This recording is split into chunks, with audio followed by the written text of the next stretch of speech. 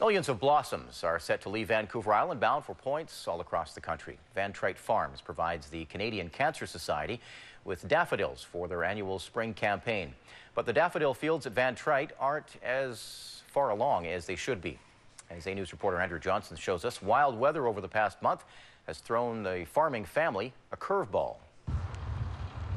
A sudden downpour soaks daffodil pickers at Vantreight Farms. Minutes later, it's beautiful out. We're probably going to be feeling a bit of a raindrop in about 3 minutes from now. For the boss, unpredictable weather is becoming predictable. Hail one day, rain the next. It'd be sunny 5 minutes later, and then all of a sudden the wind will kick up, and then everything will change all over again. It's windy, all right. Too windy for a certain reporter's tripod. Whoops.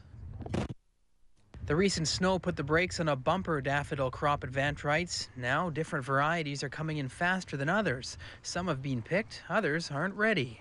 This variety right in front of us will be ready probably in the next couple of days, maybe about 3 or 4 days. And the variety after that is probably another 3 or 4 days away from that as well. Luckily, the farm will still be able to provide some 9 million blooms to the Canadian Cancer Society for its spring campaign, which are already being shipped out. Thankfully, we have cold storage that we can put flowers in. It'll be tight.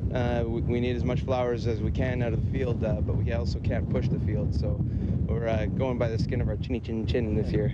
If there's one upside to all of this wacky weather over the past few weeks, it's that unlike last year when spring sprung very, very early, Vantreights haven't been caught with millions of flowers in the field and no one to pick them.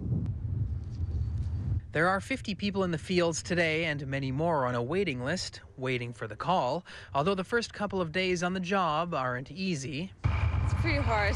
I need to stretch tonight, but I like it. The finicky fields have also forced the Vantreights to push back the first ever Saanich Peninsula Daffodil Festival to March 26th. It was going to be this weekend, but it's kind of hard to have a daffodil festival with no daffodils. For more information on the festival and signing up to be a picker, you can find it all on daffodil.com. Pretty windy on the peninsula today, Andrew. Now, I understand the Vantreights, like many farmers, subscribe to the rule of twos. What exactly is that?